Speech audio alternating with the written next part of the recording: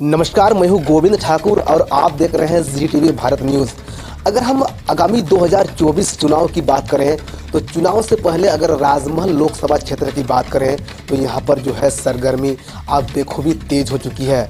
चाहे हम पार्टी नेताओं की जो है अगर हम फेरबदल की बात करें तो वो भी जो है बेखूबी तेज हो गई है। अगर हम कांग्रेसों की बात करें तो कांग्रेस के दिग्गज नेता यानी कि जो है किसी ज़माने में अगर हम राजमहल लोकसभा क्षेत्र की बात करें तो यहाँ पर जो है कांग्रेस की वर्चस्व हुआ करता था और उसी परिवार से जो है और हमारे साथ जो सदस्य हैं नीरज हेम्ब्रम जी हैं और इन्होंने लगभग जो है 2003 से लेकर जो है 2014 तक जो है इन्होंने जो है कांग्रेस का जो है दामन थाम करके क्षेत्र में बहुत अच्छा काम किए हैं। साथ ही साथ जो है अब 2024 चुनाव से पहले जो है इन्होंने बीजेपी का दामन थमाया। मेरे साथ यहाँ पर वो मौजूद है, उनसे हम लोग बातचीत करेंगे और जानेंगे। सबसे पहले तो सर जी टीवी भारत न्यूज़ चैनल में आपका स्वागत है। धन्यवाद। सर आपने जो है 2024 चुनाव से पहले आप कांग्रेस छोड़ करके बीजेपी का दामन थामे सर, क्या पर्पस है सर आपका? जी, यहाँ पर अभी कांग्रेस में जो सेकेंड लाइन है उनका कोई स्कोप है ही नहीं और मैं चूँकि इस क्षेत्र को काफ़ी अलग अलग संगठन में रह करके या इस क्षेत्र में काम किया है, लोगों के साथ संपर्क साधा है, तो अभी मुझे लग रहा है कि राष्ट्रीय पार्टी एक ही पार्टी है भाजपा जो काम करके अभी दिखा रही है और उसका रिज़ल्ट जो लोग खोज रहे थे कि विकास कहाँ है, अभी विकास एकदम द्वार पर आ गया है। चाहे गंगा पुल हो, चाहे राजमार्ग हो, चाहे यहाँ पर अनेकों इंफ्रास्ट्रक्चर जो डेवलपमेंट हो, हर एक स्टेशन में डेवलपमेंट हो रही है, नई नई ट्रेनें आ रही है। तो डेफिनेटली मैं आज भाजपा के साथ इसलिए हूँ क्योंकि यहाँ पर मोदी जी के अंडर में काफ़ी विकास का काम हुआ है। अगर सर जिस प्रकार अगर हम बात करें सर राजमहल लोकसभा सर जिस क्षेत्र से आप आते हैं सर, यहाँ पर सर अगर झारखंड की बात करें तो झारखंड में गठबंधन की सरकार है। यहाँ पर जो सांसद हैं वो झारखंड मुक्ति मोर्चा के हैं। करीब 10 साल उन्होंने समय दिया है सर और उनके साथ मतलब यानी कि गठबंधन के साथ आप भी सर रहे हैं। क्या बदलाव देखे सर आप यहाँ फिलहाल अगर राजमहल लोकसभा क्षेत्र की बात करें? जी, यहाँ पर राजमहल लोकसभा संसदीय क्षेत्र के अंतर्गत कोई खास डिफरेंस नहीं हुआ है। जब ये सांसद चुन करके आए थे एक बहुत उम्मीदें थी लोगों को, लेकिन अभी मुझे नहीं लग रहा है कि वैसे कोई ख़ास चेंज यहाँ पर लोगों को देखने को मिला है। जो था 2014 के पहले एज इट इज़ वही है। जो सेंट्रल गवर्नमेंट ने अपना इनिशिएटिव लेकर के जो भी काम किया है तो जो चेंजेस है वही है ना, लेकिन यहाँ पर लोकल क्षेत्र में कोई दिखने लायक कोई चेंजेस नहीं है।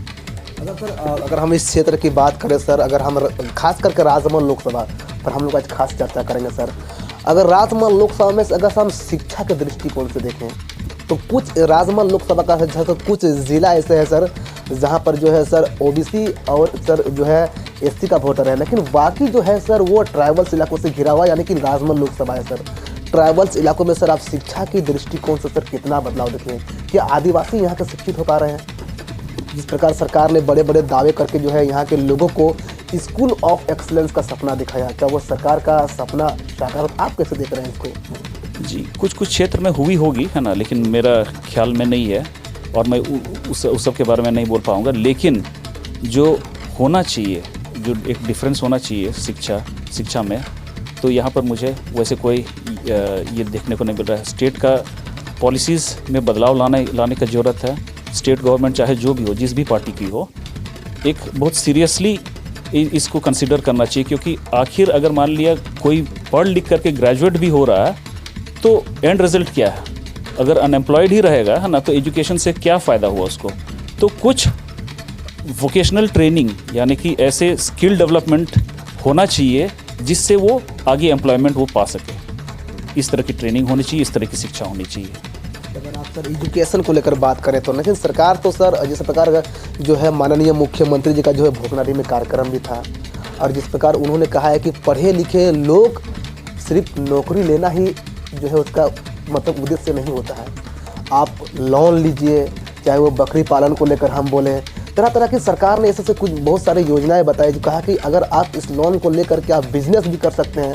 यानी कि नौकरी पाना ही सरकार का सीधे शब्दों में कहना था कि पढ़ लिख करके नौकरी पाना ही उद्देश्य नहीं है।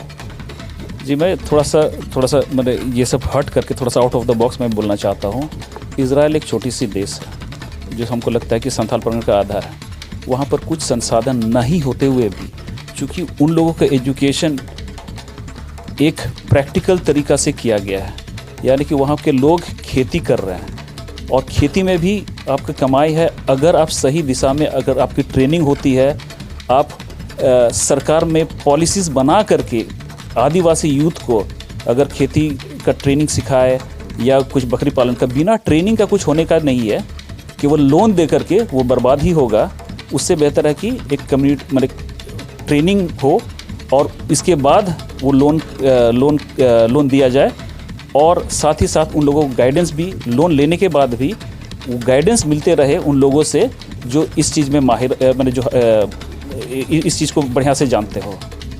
यानी कि सिंपल सी बात है सर कि सरकार जिस प्रकार जो है लोगों को, चाहे हम विभिन्न सरकारी लोन के माध्यम से बात करें तो जिस प्रकार प्रेरित कर रही है, लेकिन सरकार ने जो है इन लोन को जो है देने से पहले कोई एसआईटी का गठन नहीं किया है।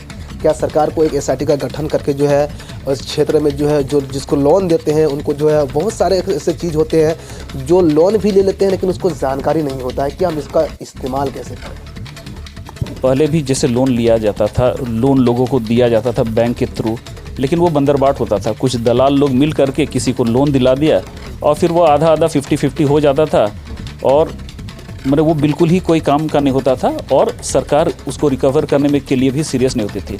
तो ऐसे लोन दे करके कोई फ़ायदा नहीं होने वाला जब तक प्रॉपर ट्रेनिंग लोगों को ना मिले। तो मेरा यही है कि ट्रेनिंग बेस्ड प्रोग्राम होना चाहिए, स्किल डेवलपमेंट होना चाहिए, इसके बाद लोन देना चाहिए और लोन देने के बाद भी प्रॉपर गाइडेंस मिले। मछली पालन हो, सुकर पालन हो, बकरी पालन हो, बहुत तरह का ये लोग बिजनेस कर सकते हैं, लेकिन ये प्रॉपर ट्रेनिंग दे करके ही। जी सर, अगर हम एजुकेशन की बात करें तो हम लोगों ने बहुत चीज़ जाना, लेकिन सर अगर हम स्वास्थ्य को लेकर बात करें सर, अक्सर सर साहिबगंज की स्वास्थ्य सिस्टम सवालों के घेरे में रहता है। कहीं पर देखा जाता है कि सर लोग पहाड़ी क्षेत्र से खटिया पर काम करके मरीज को लेकर के जाते हैं। इस क्षेत्र सर मुख्यमंत्री भी आते हैं। क्या सरकार नहीं चाहा है कि यहाँ का विकास हो, कि आदिवासियों का विकास हो? आखिर क्यों नहीं बदला साहिबगंज, लेकिन मुख्यमंत्री खुद यहाँ से? जी, एक्चुअली अगर एक पॉलिटिकल विल हो कोई भी नेता का, तो हम समझते हैं कि अपना क्षेत्र वो बदल सकते हैं। निशिकांत दुबे यहाँ के गोड्डा के एमपी है, वो सरकार उनकी सरकार नहीं थी जब वो जीते, इसके बावजूद भी बहुत सारे ऐसे इंफ्रास्ट्रक्चर लेके आए। तो एक पॉलिटिकल विल होना चाहिए, है ना, तो सब रास्ता आसान हो जाएगा। यहाँ पर बहुत तरह का हम सुविधा देना चाहते हैं, लेकिन वो एक प्रॉपर गाइडेंस नहीं मिलने के कारण सारा सिस्टम ही फेलियर हो जाता है।